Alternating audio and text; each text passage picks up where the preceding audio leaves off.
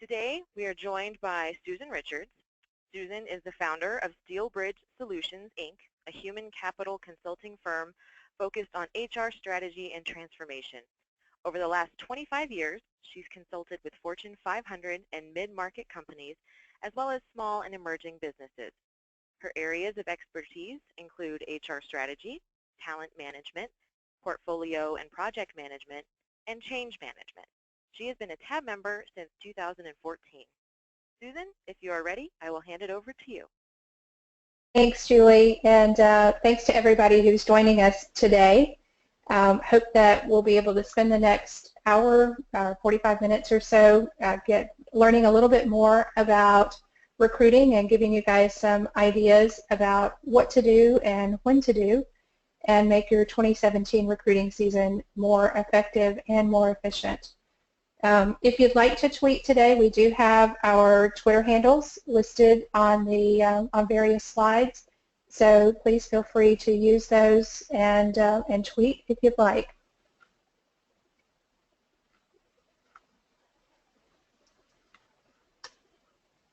Okay. So our agenda today is pretty straightforward. We want to figure out where to go hunting for our treasure, aka talent. We want to talk about flipping the conversation and starting to treat our candidates as we treat our customers. And then what we'd like to do is shift the conversation and share with you some ideas for how to get ready for a productive 2017 recruiting season. I love this quote from LinkedIn. Today's world, you don't just pick talent, the talent picks you. There are lots and lots of forces in play in the recruiting world today. One of the things that we know is that from a recent Manpower study, 38% of organizations worldwide reported a talent shortage last year. So they can't find the talent that they're looking for either.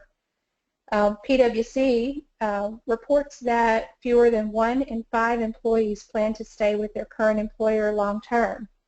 That may be good news and bad news. The good news is everybody is out there looking. The bad news is your employees may be looking as well. And when we layer in the multiple generations in the workplace, so there are 5 generations in the workplace today. We have traditionalists, or the silent generation, folks that are in their 70s that have not left the work world. We have baby boomers who are in their 50s and 60s who are starting to retire, but many of them are staying in the workforce. Generation X, which is the 35 to 50 plus year old employees who are in the prime of their employment working cycle. And then we have our millennials who are our upstarts and disruptors. They're 20 to early 30s. And now we have Generation Z entering the workforce. And these are our digital natives. They don't know a world without computers and iPhones and iPads. So you have a huge variation in the workforce that we're dealing with. And then you also layer in this new gig economy phenomena. So one of the things that we're experiencing is up to about 40% of employees in the workforce today are not really employees. They are freelancers or contractors, folks who come and do a specific job or a specific set of tasks and then go away. So with all of those complexities layering into the recruiting atmosphere, it's no wonder that we have difficulty with recruiting. So our goal today is to help cut through the noise, provide some pragmatic suggestions to make your recruiting process less stressful and more effective. I'd like to start by talking about what might seem to be some mundane topics, places that you can look for candidates that are pretty traditional, but if you approach them in a different way, can yield very significant results. So the first area that I want to share with you is employee referrals. It seems to be very simple, but please don't underestimate this source. It's a very powerful source for you, and it can be a win-win situation. You get better candidates, and employees get to work with people that they like. Employees generally are only going to refer people to you that they trust and that they know would make good employees, because they want to protect their own reputation within your organization. So these candidates come to you somewhat pre-screened. There's a potential upside to having employee referrals work in your organization, because employees like to work with people that they know, and it may increase your retention rates if they have work friends in your organization. Candidates are also interesting that come from employee referrals. Candidates are 3 times more likely to believe employees when they talk about the work environment versus what they hear from the CEO or the recruiter. So having your employees talk to these candidates about your work world makes a much more reliable impression than what we tell them. The other thing to note is that on average it takes about 29 days to hire a referral versus 39 to hire from a posting and 55 days to hire through a career site. So again, employee referrals are pretty powerful. So if you don't have an employee referral program, I would recommend that you think about putting one in place. It doesn't have to be complex. It can be very simple. But reward your employees, incentivize them to bring new candidates to your place of work. Another place to look is to tap into your professional and personal networks. If you are not on LinkedIn, I would recommend that you go ahead and join and add not just a personal page but an employee page. Over 10 million people have found jobs using LinkedIn. So please use that network. Other places, other networks that you can tap into is your tab community. So you have your tab board, the extended tab community, and also your tab facilitators. So you have a worldwide network of resources that can support you and can refer candidates to you. Tab also has a LinkedIn group that you can join and ask questions and ask for help. So in addition to your professional networks, tap into your friends and family. You never know who they know. If they know what kind of candidate you're looking for, they are much more vested in helping you find somebody and helping you be successful. An interesting thing about candidates that come from this group of referrals is that they generally have a clearer picture of your organizational culture, the good, the bad, and the ugly, because your friends and your family are probably going to be more honest with a candidate or someone that they're referring than your recruiter would be, or an agency that you're working with, or even you yourself. So take advantage of personal and professional networks. Another place to use for candidates is your website. You've made a huge investment in building a professional site. Take advantage of the traffic that you generate by posting your openings on your website. If you don't have a career page on your website, I would recommend that you go ahead and think about doing that sooner rather than later. And in putting together that career page, don't just post the openings, but post things about the organization. Post employee videos. A video is a very powerful tool on the web, and it's great to have your candidates see your employees talking about your organization. Post pictures about of events that you've done with your employees, and don't be afraid to ask for quotes from your employees. Ask them to say something good about the organization and put that on your website. One other thing that you can put on your career site is some general information about your benefits and your perks. I wouldn't get too specific here because you don't want to lock yourself into something that you really don't want to offer, but talk about the perks or anything that makes your organization unique. And then finally, attend job fairs and industry trade shows. So this is an obvious route. You can book a booth, you can take resumes, you can hand out cards, you can work the show floor. And those are all things that are effective. There are some other things that you can do at job fairs and trade shows that are not so straightforward but can be very effective as well. So take advantage of the time that you have it at the show. Participate in pre-show or pre-conference events. Participate in meals. Usually if they're serving a lunch, you're going to be sitting with 6 to 10 other people at a round table. Make sure you sit with people that you don't know and strike up a conversation with them. Talk about your organization, talk about your business. Again, you never know who's going to be sitting with you or who they might know. And talk about what makes your business unique and interesting. Don't worry about having a script, because you are the best source of information about your organization, and chances are you shine when you talk about your organization. I know I usually attend a couple of professional conferences every year, and one of the things that I look forward to is reconnecting with past colleagues or consultants that I've worked with in the past. And it never fails that I come away from those experiences with a new list of potential employees or potential consultants that we can work with. So definitely take advantage of the time that you spend at those events.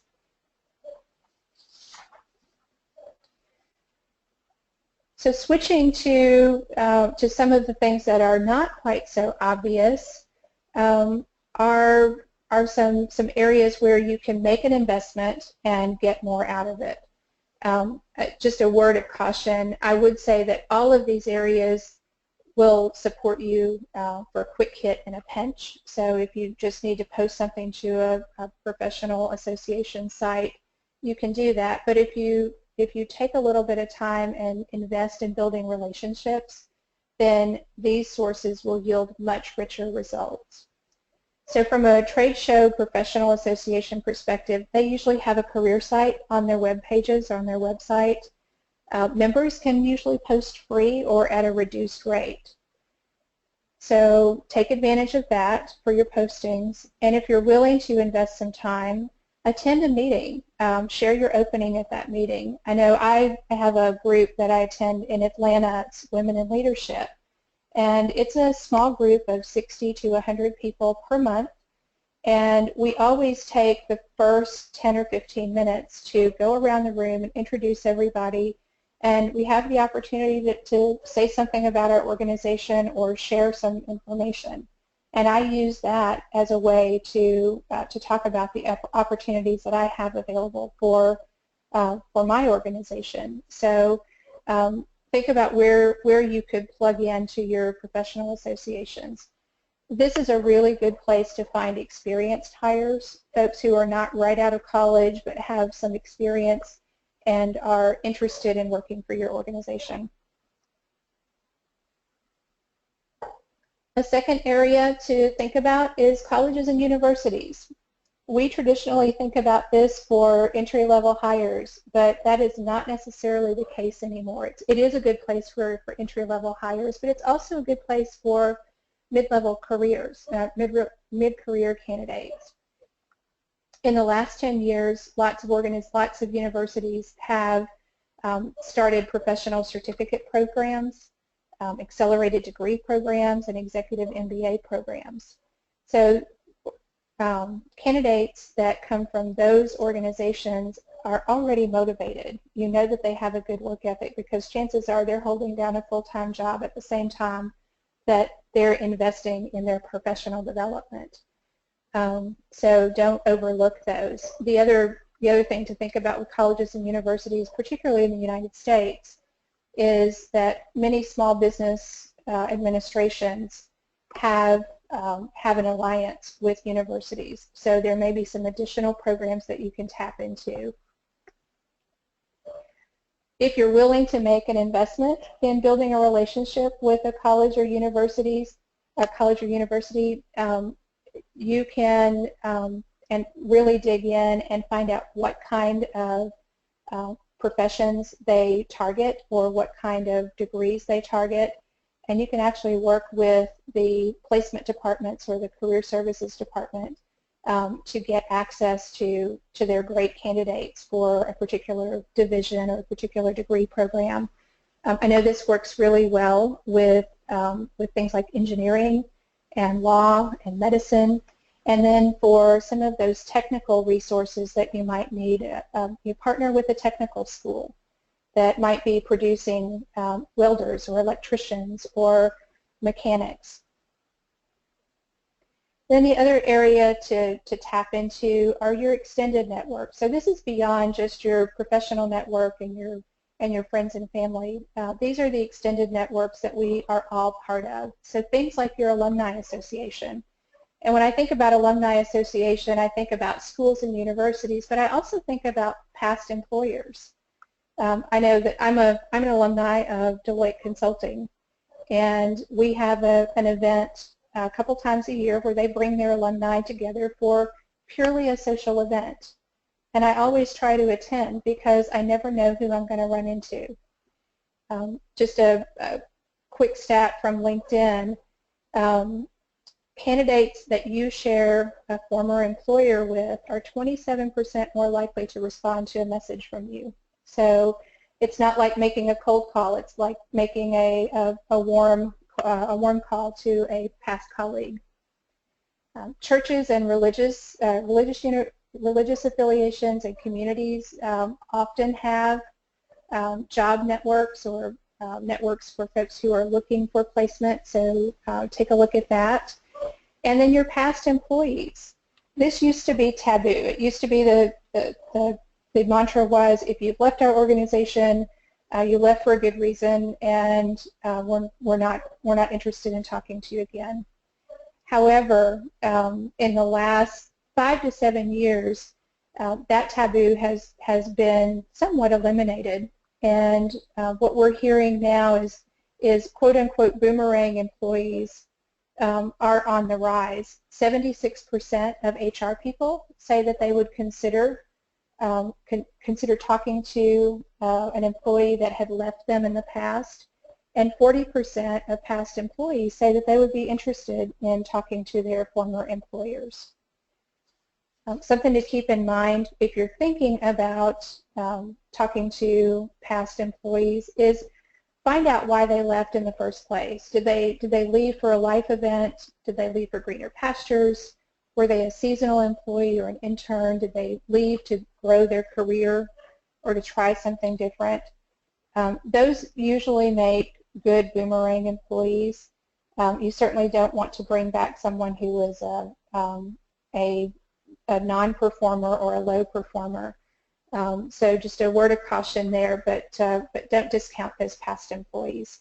And if you don't want to bring back a past employee, it's always good to keep in touch with them to see who they know that they might be willing to refer. So now let's talk a little bit about social media. This is truly a gold mine. According to the Pew Research Center, which is an American-centric study, 35% of social media users have looked for a job on social media. 34% have used social media to share a job opening with their friends, and 21% have applied for jobs that they found via social media contacts. So this is a very rich environment, and if you are not active on social media, I would strongly encourage you to work with your marketing department, work with a webmaster, and get involved in social media. We think about social media as being the great leveler to the playing field because any company of any size can have a presence on social media. And thanks to tools like Hootsuite and HubSpot, among lots of others, you can coordinate your presence across platforms and make the organization seem bigger than you are, and also minimize the amount of time that you have to spend in building that social media presence. You can use a lot of automation. The real key for social media, though, is to start before you need to hire. It's another place where making an investment of time is going to pay significant dividends down the road. So don't wait until you have an opening to build your LinkedIn career site or build your LinkedIn profile page. Go ahead and get those things done and start to build your company and your professional reputation on those sites. So we would recommend doing things like figuring out where your target candidate pools hang out. Are they on LinkedIn? Are they on Instagram? Are they on Pinterest? So figure out where your target employees, your target candidates spend their time, and then build your presence there. Talk about your employer, and personal brands. Talk about what it's like to work for your organization, and then share your job opportunities. And it's also a good practice to encourage your employees to engage with your targets. One of the stats that I found on LinkedIn is that organizations that have a presence there and their employees are on LinkedIn generally have access to about 500,000 contacts. So encourage your employees to get in the game as well. And back to setting up that employee referral program, give them an incentive to share your story. So if you're looking for places to have a social media presence, figure out, again, where your targets hang out. And it really is going to depend on your organization, the kind of employees you hire, your geographic footprint, and the kinds of positions that you're hiring from. I know when we started our company, we had a presence on 4 different platforms. We were on Google Plus and Facebook, Twitter, and LinkedIn. And over the course of time, we figured out that we had more engagement and more success with a couple of those sites and less so with the others. So we trimmed our presence down. So you don't have to stay on all of those social media sites, and we don't recommend that you engage with all of them. Pick the ones where you're going to get the biggest bang for your buck.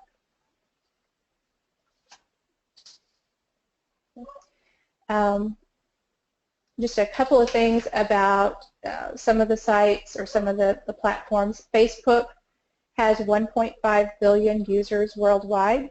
So if you haven't considered Facebook, you might want to do that. Instagram has the highest engagement level. They don't have the highest audience, but their audience is engaged. And then LinkedIn is where the professionals still hang out. A few stats about LinkedIn. 79% of your followers on LinkedIn are interested in a job with your organization. 40% of your followers are more likely to apply for a job with you, and 61% of them are likely to share information about your organization. So tap into that powerful source.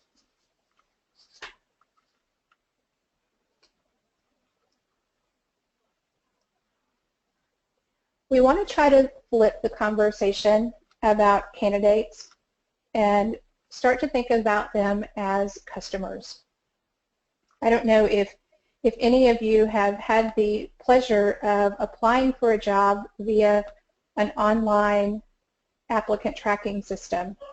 That seems to be how everybody is collecting resumes and applications these days. I had a lot of experience implementing those systems, but I had never used one until a couple of years ago when my husband was between jobs. Everybody that he applied with or wanted to apply with directed him to their online portal and said apply through the web. So we did that, and I will tell you it was a horrible experience in every single case. We applied for about 50 different positions, and it took us approximately 25 minutes to fill out the information that was required. That was after we had gathered the data that was needed and after we had registered for each one of the sites, because you have to get a username and password for all of those.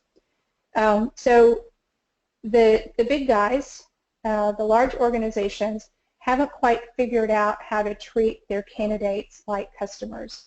What we would like to see is the candidate experience be more like Amazon, where you go online, you pick your product, you check out, and then Amazon follows up with you 3 or 4 or 5 times to make sure you got the product, that you like the product, and you might want to order some more stuff that is associated with the product. If we start to think about our candidates more like we think about our customers and treat them that way, we will have a leg up on the large organizations. So how do you do that? The first thing that we want to do is come up with a compelling employer value proposition. And I know that's a consultancy term, but essentially what that means is what makes your organization unique and why would a candidate want to come to work for you? Places to start building this employer value proposition or elements that you might want to include are your mission. What do we as an organization aim to do beyond just making money? What difference do we want to make in the world? And a hint for the folks on the call, the millennial generation, which is the largest generation in the workforce now, is very keen to understand what your mission is. They are very interested in working with organizations that have a higher calling beyond just making money.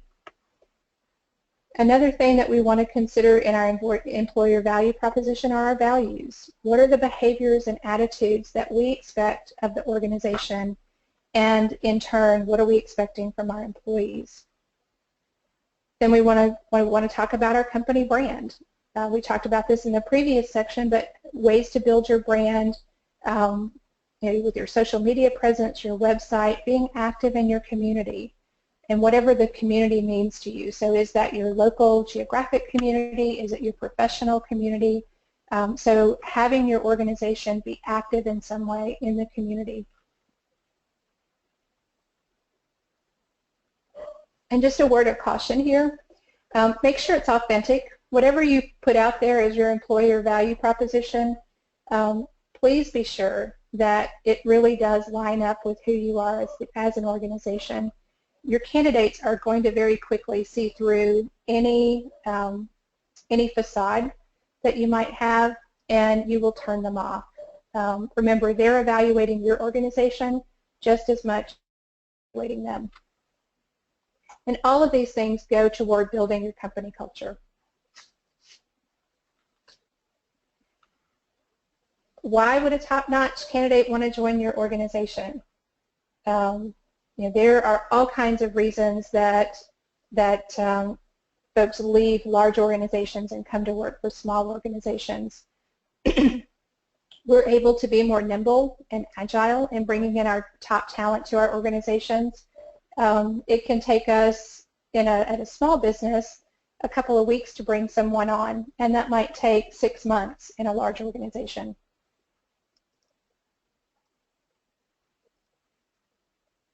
Candidates come to us for a desire for making an impact, having broader job responsibilities, having room for growth, having flexibility in both their role and their benefits, and also for being a small or family atmosphere. So if you are growing, and if you're recruiting, you're probably growing, highlight that in your conversations with your candidates. Give them a realistic vision, but share the opportunities. And if you have promoted employees from within your organization, share that with them. Let them know that that they are important and that there is room for growth in your organization.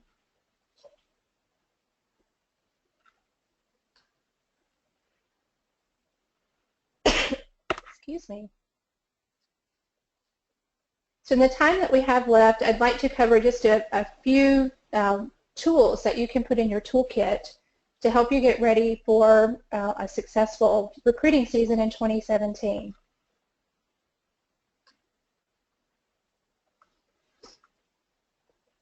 One of the first things that we need to do is figure out what is it that we're looking for. What is the perfect candidate look like? when we work with small businesses, a lot of times what we hear when we say, what are you looking for? Or what's in your job description? They say, I want somebody just like me, and I want them to do everything that I don't have time for. And that's great, but we have to dig a little deeper. We really try to get clients to tell us about what the ideal future state of the organization is and identify what the ideal candidate is for the organization. To build this persona, it can be fictional. What is a fictional version of somebody that would be the perfect fit for the role you're trying to fill? Or it could be a composite of other successful employees. So you might say, I want a little bit of John's diplomacy and Mary's analytical skills, and that would make a perfect employee for me. So don't be afraid to dream a little bit when you're developing your candidate persona. Come up with things that are, or a vision of really what you're looking for and what's going to drive your organization forward. Places to start, think about people who have been very successful in your organization, what made them successful, and that can become the beginning of your persona. Other things to consider is what will the candidate do in the organization? What are their responsibilities? What background should they have? What educational experience or work experience? And then what character traits do they have? Remember, the character traits need to be aligned with your company values. If you hire people who have the same kind of values that your organization does, you have a much better chance of retaining them. And then once you've decided what the candidate persona is, really take a hard look of whether you really need to hire. Could this be an internal situation, or is there an alternative to hiring a full-time employee? A lot of us in small business use alternatives, and they all have pros and cons.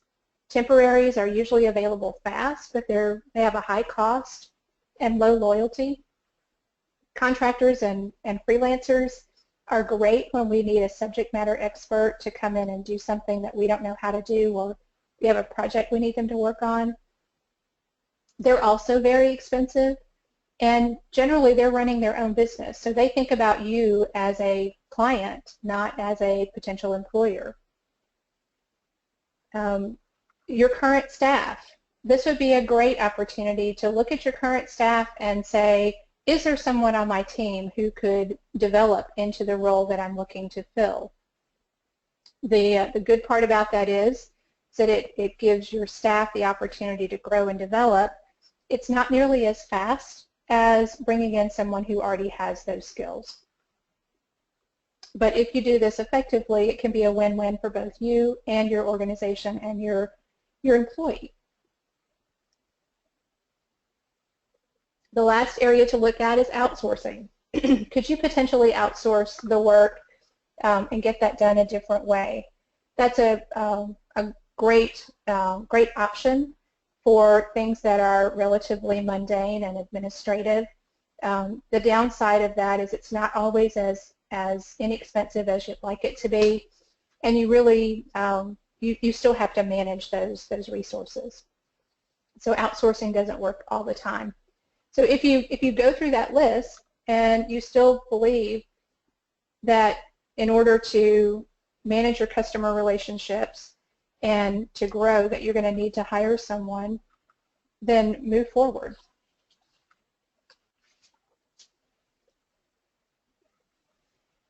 One of the tools in your toolkit will be a job description, and from the job description will come a posting. I know no one likes to develop job descriptions, but please don't skip this step. It's incredibly important to be very clear about what you want the person who you're going to hire to do. And back to the thing that some of my clients say to me is, I want them to do everything that I don't want to do or that I can't do. That's not clear enough. We need to be descriptive about what we're looking for so that we can find that perfect candidate. So a description gives us the expectations of the job, the roles, the responsibilities, the performance standards.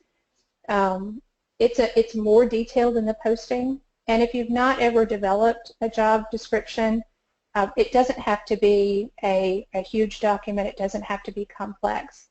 Think about what the key tasks are that you need this role to do, and then what skills are required to do those tasks. You can always add more to your job description later, but start small, but start somewhere.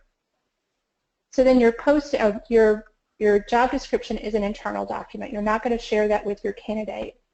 You would share that with them after they're hired. So this is an internal document to the organization. The posting, on the other hand, is external. This is your advertisement. This is you selling to your candidate pool, your organization, and the role that you have to fill. You want to give them information about the role, the summary of the job, what the responsibilities are, what are the requirements for the job, and talk about your company culture. In addition, we also want to talk about what's in it for the candidate. Why would they want to come to work for you? And this is it's an advertisement not just for the role, but for the organization. Don't skimp on your company information. It's really important that as a small business, we don't have the millions of dollars of advertising money that we can put out there to build our brand. So we have to do advertising in our postings.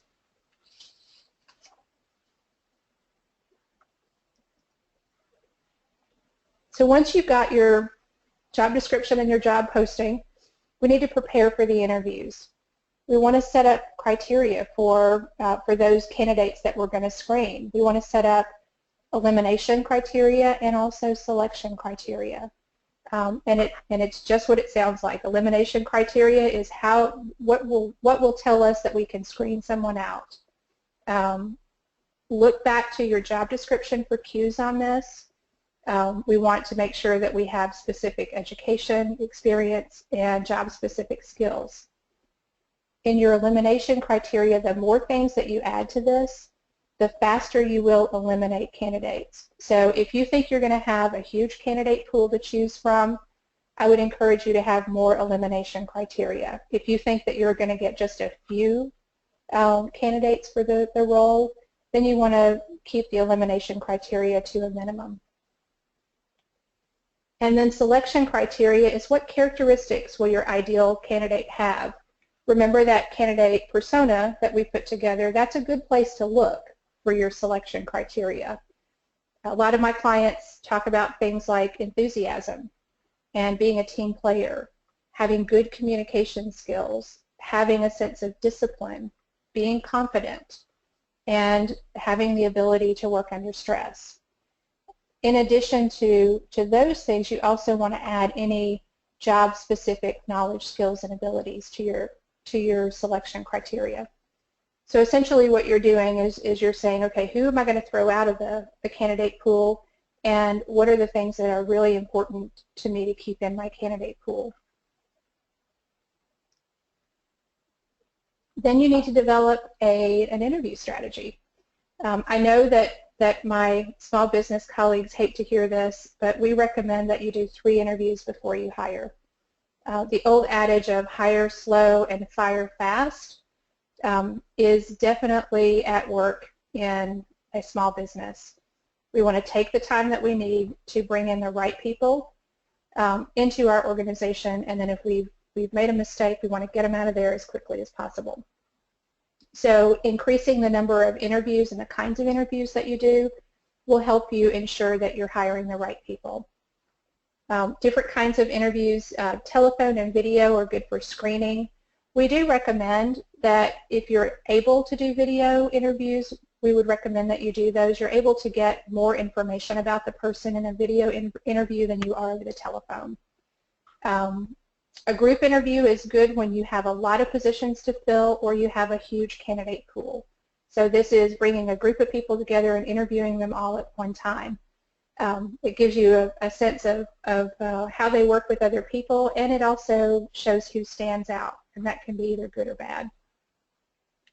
A panel interview is really good for candidates who are going to be in a leadership role and where you need to build consensus among your internal team for the candidate that you want to hire. And then the last interview that you want to do is an individual interview. So that would be a face-to-face interview with the leader of the organization, and it's the final step that you want to do before offer. So once you've done all that, you're really ready to go. So the next step is ramping up your social media presence, get your posting out there, engage with your community, use your tools, your job description, your interview strategy to interview your candidates, develop questions that you want to ask your candidates, talk about things, ask them questions about their motivation and passion, how they think on their feet, test for their desire to advance, their loyalty, their willingness to learn, and their team dynamics. And then the last step is select the cream of the crop.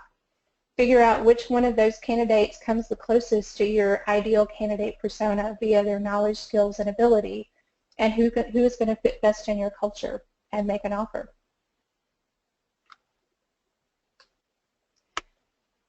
So with that, I will turn it back over to Julie to ask questions. Wonderful. Thank you, Susan. So if you do have questions, feel free to type them into that question box, and we will certainly get to them. I did have something that I was curious about. For those people who might not be a creative type, if they're worried about writing job descriptions, how would you recommend that they develop an effective job posting, or do you have any recommendations for examples of job descriptions they can look at? Sure. The internet is your friend here. If you just go out and search on job descriptions for the kind of job that you're looking for, chances are some of your competitors may have posted a job similar to yours. You could start there. There are HR-focused websites. SHRM, the Society of Human Resource Managers, has sample job descriptions. The Bureau of Labor Statistics also has sample job descriptions. Ask your friends and colleagues who work in the same kind of industry that you do. And don't be afraid to do some snooping around on your competition. Go see what kind of positions they have posted, and go through their job, go through their career portal and find out what they have out there. Okay, thank you. Elizabeth has asked, can you recommend any good resources that describe the 5 generations of workforce in more detail? That's a great question, Elizabeth. Again, there's tons of information on the web. If you just do a search for multi-generational workforce, SHRM has some good stuff. The Association for Talent and Learning has some great resources. And if you'd like to ping me at my email address, I'll be happy to send you some links. All right, and Greg has asked, how heavily do you recommend that we focus interviews on core values when selecting a candidate? I would say that is right at the top. In addition to having someone who can do the job that you are hiring for, it's really important in a small business to make sure that their values are aligned. I could hire the smartest person in the world, but if they don't espouse to the same values that my organization does, we are going to have performance issues or personality issues, and in a small business that can be a killer. So I would say, as much as you rely on their skills and abilities, also rely on how well they're going to fit into your organization. All right, thank you. Greg has had another question. Do you have any thoughts on retention in organizations that have a relatively flat org chart? Sure. Retention is one of those topics that we could do another webinar on. but not everybody is looking to grow up. It can be growing out. So look for opportunities to expand a person's role or an individual's role rather than giving them more management responsibility. And also ask your employees what would make them stay. Some of the clients that I'm working with now have started to do stay interviews, and they pick a handful of their employees every quarter or at the half to mid-year or on an annual basis. And rather than doing exit interviews after they leave, they ask employees why they stay at the organization, what makes you enjoy where you work. Are you thinking about doing anything different? What would you like to do next in our organization? So spending time with your employees, understand what it is that makes them tick, what's in it for them, and what makes them stay in your organization. Okay, and Elizabeth has another question. Do you have any tips on how to promote the advantages of working for a very small business in a job posting, especially for a startup without many benefits? I would say in a job posting, paint the picture of what a day in the life is like at your organization. So if it's a fast-paced organization, talk about that and talk about what that means. Be descriptive with what you're looking for and what your culture looks like, and highlight those things as opposed to the limitation of your benefits. Play up your strengths and minimize your weaknesses. I struggle with that one too because I'm a very small organization from an employee-based standpoint. So I definitely understand that challenge, Elizabeth. All right, and I think that is all the questions that we had. If anybody does have any last-minute ones, feel free to get them in. There are ways to stay in touch with Susan on the screen right now. And Susan, if it's all right with you, I can include your email address in the follow-up email that I will send out today, if you don't mind. Perfect. All right. So you will have a way to get in touch with Susan if you do have further questions. And we just want to thank you guys very much for joining us today. You can check out all of our previous BOSS webinars on demand by visiting our website and clicking on webinars. You'll also be able to register for our December session there very soon, and it'll be on December 14th on the topic of customer service. So thank you again for joining us today, and we hope you have a wonderful rest of your day. And if you're in the U.S., we hope you have a wonderful Thanksgiving holiday.